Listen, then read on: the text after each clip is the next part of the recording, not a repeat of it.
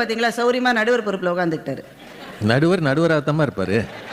இல்ல, சில சமயம் எனக்கு பதில் சொல்கிறவராகவும் நீங்க இருப்பீங்க இல்லையா? பல சமயம், சில சமயம் வாங்கி கட்டி இருக்கேன். இதுல நான் ராஜா சார் முன்னாடி பேசுறச்சே தாக்கி பேசுற மாதிரி நம்ம ஹரி ராமசாமி சார் அவ்வளவு தாக்கவும் முடியாது. தயவு தாட்சணியை பார்க்க வேண்டியது. நீங்களே சொல்லிட்டீங்க, இனிமே என்ன, அதுக்கு தான் காத்துட்டு இருந்தேன். ஒரு நல்ல நாள், ஒரு பெரிய நாள், கஷ்டப்பட்டு அவர் ஒரு ப்ரோக்ராம் நடத்துறார். நம்ம ஆளு கம்மியா வந்திருந்தாலும் நாங்க ஒரு மாதிரி ஒப்பேத்தி பேசிட்டு இருக்கோம். என்ன இவ்வளவு அழுக உங்களுக்கு? வந்ததுக்கு அழுகிறீங்களா, வராததுக்கு அழுகிறீங்களா? குளிருங்க. இப்ப நீங்க எல்லாம் உட்காந்து குளிர்ந்தா ஜாக்கெட் போட்டுக்கல, நாங்க மேடையில் அதையும் செய்ய முடியாது. எத்தனை பிரச்சனைகள், என்னத்துக்கு ஒப்பாரி வைக்கிறீங்க? என் அம்மாவை பார்க்க முடியுமா சார்? கஷ்டம் தான் சார். நான் என்ன சொல்றேன், உங்க அம்மாவுக்கு ஒரு பிரச்சனை, உடம்பு முடியல, வயசாயிருச்சு, தெரியுது இல்ல, கிளம்பி இந்தியா போங்களே. நீங்க இங்க வாங்கின வீட்டை யாரு பாக்குறது? இருங்க, நீங்க வேற குறுக்கு, நானே கடுப்புல இருக்கேன், நீங்க வேற. இல்லம்மா, உண்மையை சொல்றேம்மா. வீட்டை வித்துட்டு போறது உங்க ஊர்ல கஷ்டமாங்க? எங்க ஊர் மாதிரியா? நினைச்ச உடனே வித்துட்டு சல்லுன்னு போக வேண்டியது தானே. அவங்க வித்து கொடுக்கறாங்களாம், கேளுங்க. புண்ணியவதி, இந்த மாதிரி பல பேர் என்ன காப்பாத்த இந்த உலகத்துல இருக்காங்க. இப்ப அந்த அவரோட நம்பர் வாங்கிக்கோங்கம்மா, சரிங்களா? ஏமா இங்க பட்டிமன்றம் நடக்குதா இல்ல பிசினஸ் நடக்குதா? ஒரு 24 மணி நேரத்துல நல்ல வேலை அவங்க வாங்கி கொடுப்பாங்க சார். நீங்க வீட்டை வித்துட்டு போய் அம்மா, அப்பா, ஆத்தா, எதிர் வீட்டு பாட்டி எல்லாரையும் நீங்க பாத்துக்கங்க சார். வாய்ப்பு இருக்கா இல்லையாங்க? இருக்கு இருக்குல்ல. ஏன் செய்ய மாட்டேன்றீங்க? அருள் செல்வி அதுவும் அப்படித்தான். எல்லாம் இந்த சௌகார் ஜானகி சினிமாவில் வந்த மாதிரி முந்தானையோட மேடைக்கு வந்துட வேண்டும். ஸ்டார்ட் கேமரா ஆக்ஷனோட கோபால். என்ன அழுக உங்களுக்கு? நீங்க பதில் சொல்லுங்க. அம்மாவுக்கு வயசாயிடுச்சா, 70 வயசு தாண்டிருச்சுன்னு வைங்க, ஏதாவது ஒரு நோய் வரும்னு தெரியுமா தெரியாதா? தெரியும். அப்பாவுக்கு முடியாம போகும்னு தெரியுமா தெரியாதா? எங்கள் முன்னால் இருக்கிற பெரிய கேள்வி, அம்மாவுக்கு பிறகு அப்பாவை யார் பார்ப்பது? அப்பாவுக்கு பிறகு வேணாம், நீங்க போய் உட்காந்து 2 பேரும் சேர்த்து பாருங்க. ஒருத்தருக்கு பிறகு ஒருத்தர், நீ பக்கத்துல இருந்து பாருமா. நான் கேக்குறேன், ஏன் போக முடியலன்னு கேக்குறேன். முடியல. பிள்ளைங்க போக விட மாட்டாங்க அவங்க, அதனால நீங்க போகல, இங்க உட்கார்ந்து இருக்கீங்க. உங்களுக்கு இந்தியாவுக்கு போகணும்னு எண்ணமே இல்லையா? அப்பா அம்மாவுக்கு வயசாயிருச்சு, ஆட்டோக்காரர் பார்த்து பாரு, நீங்க உட்கார்ந்து இருக்கீங்க. கூட போய் உட்கார ஏன் முடியல உங்களால? பிள்ளைங்களை விட்டு போக முடியாது. பையன் சொல்லிடுவான், you may go if you want to. போறதுன்னா போன்னு சொல்ற பையன், வந்துருடான்னு கெஞ்சிற அப்பா அம்மா, வந்துருடான்னு கெஞ்சிற அப்பா அம்மாவை அப்படியே விட்டுட்டு போறதுன்னா போன்னு சொல்ற பிள்ளைகளோட ஏன் இருக்கீங்க? ஏன்னா இதுதான் சவால். அவர் வீட்டுல தோசை சரியா வரலன்னா நான் என்ன சார் செய்யணும்? அவர் வீட்டு தோசையை பத்தி அவர் கவலை, மத்த வீட்டு தோசையெல்லாம் பாக்குறாரு. அவர் வீட்டு தோசையை தான் முதல்ல பார்த்தாருமா. அங்க ஒவ்வொரு படியா இறங்கி பாக்குறாரு. படியில இறங்கி பாக்குறாரு. நாய் கமுந்து படுத்திருக்கு. நாய்க்கு ஏன் சார் தோசையை கொடுக்குறீங்க? உங்க ஊர்ல இதுக்கெல்லாம் சட்டம் ஒண்ணு இல்லையாமா? போலீஸ் 911 போன் பண்ணா நாயை காப்பாற்ற மாட்டாங்களா உங்க ஊர்ல? பாதுகாப்பு சட்டம் சொல்லுப்பா, நாய்க்கு தோசை கொடுக்கலாமாப்பா? அவங்க எங்களுக்கே கொடுக்காதீங்கன்றாங்க. அடுத்த படிக்கு போனா அவ பிள்ளைக்கு சொல்லுது தோசை பிடிக்கல. அவங்க அப்பா கண்ணீர் விட்டு அழறார். நான் என்ன செய்ய முடியும்? நீங்க வேணா சென்னைக்கு வாங்க, நல்ல தோசை நான் செஞ்சு உங்க நாய்க்கும் கொடுக்குறேன். எங்க ஊர்ல யாரும் எதுவும் கேட்க மாட்டாங்க, என்ன வேணா கொடுக்கலாம். இது ஒரு பிரச்சனைன்னு மைக் போட்டு பேசுறாரு ஒருத்தர். என்ன பெரிய பிரச்சனை? யாரோ அப்பாவா கடைக்கு கூட்டி போய் பர்கர் வாங்கி கொடுத்தாங்க. அவர் வாயை திறந்தாரா பர்கர் உள்ள போல. இது ஒரு பிரச்சனையாங்க. நேற்று எங்க நடுவரை கூட தான் கூட்டிட்டு போய் பர்கர் வாங்கி கொடுத்தான். அவன் எங்க போய் தம்பி எங்கடா இருக்க? அதான் இருக்கான் பாருங்க. அவன் தான் பர்கர் வாங்கி கொடுத்தான். எங்க நடுவராலே அது எப்படி சாப்பிடுன்னு தெரியல. உடனே என்ன பிச்சு தின்னாரு. இது ஒரு கஷ்டமா? இப்ப இந்த வரலாறு முக்கியமா? வரலாறு முக்கியம் அமைச்சரே, வரலாறு முக்கியம். ரித்வின் தான் வாங்கி கொடுத்தான்.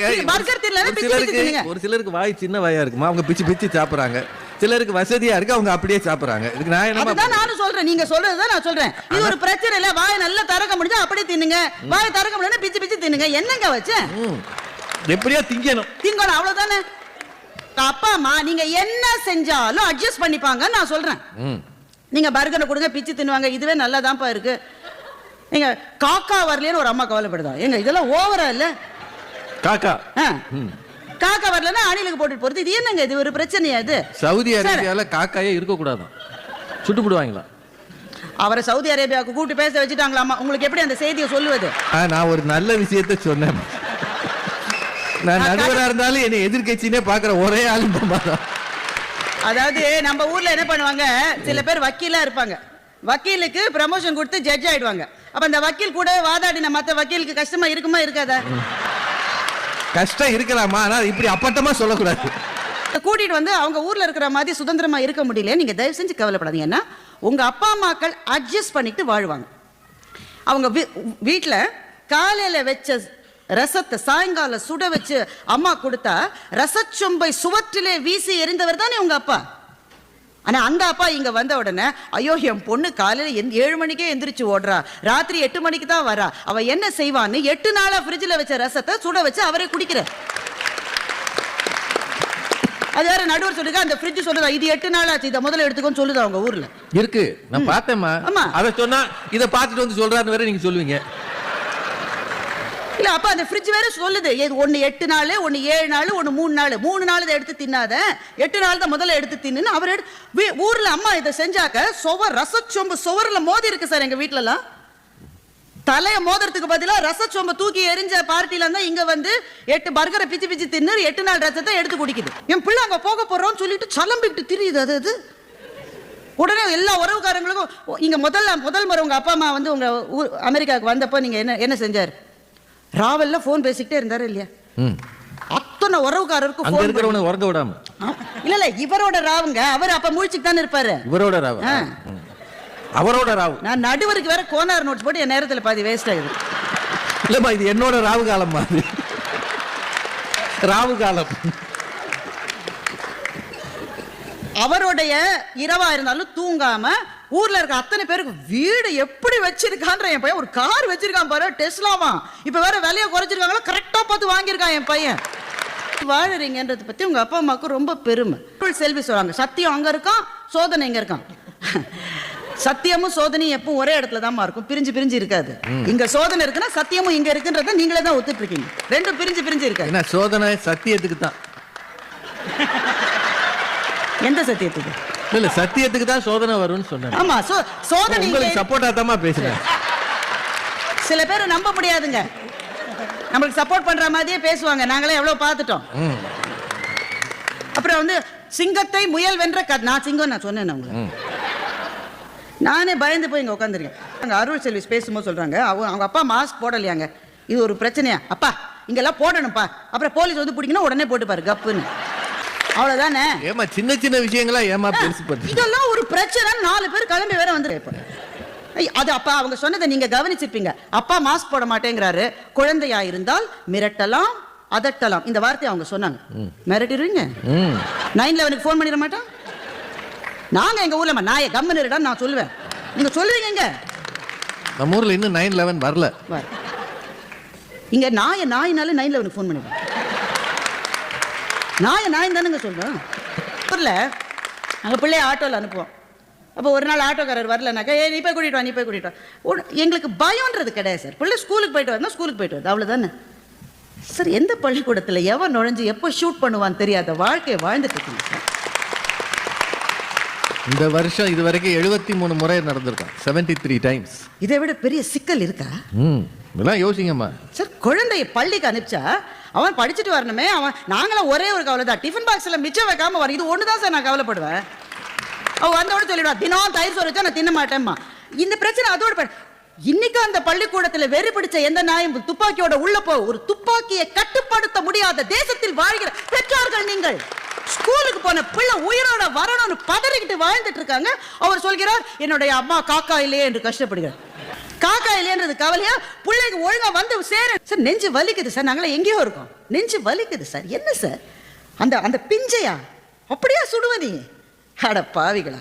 இல்ல பத்திரமா உங்க பிள்ளைகள் இருக்குன்னு எந்த நம்பிக்கையில நீங்க வாழ்ந்துட்டு இருக்கீங்க? ஒவ்வொரு நாளும் எந்திரிச்சு சாமியை வேண்டிட்டு கொலசாமி, அவன் தான் எங்க கொலசாமி நீங்க தானே சொன்னீங்க. அந்த கொலசாமி உயிரோட இருக்கணும்னு குலை பதற வாழ்கிற இந்த வாழ்க்கை இதுதானே சவாலானது உங்களுக்கு. நீங்கள் தவளைகள் போல நீங்கள் தண்ணீரிலும் வாழவில்லை, நிலத்திலும் வாழவில்லை. நம்முடைய பெற்றோர்கள் என்றென்றைக்கும் நம்முடைய நேசத்துக்கும் மரியாதைக்கும் அன்புக்கும் உரியவர்கள். ஆனால் நாம் பிறந்ததிலிருந்தே நம் மனதுக்கு தெரியும், நமக்கு முன்னே அவர்கள் பிரிந்து விடுவார்கள் என்று நமக்கு தெரியும்.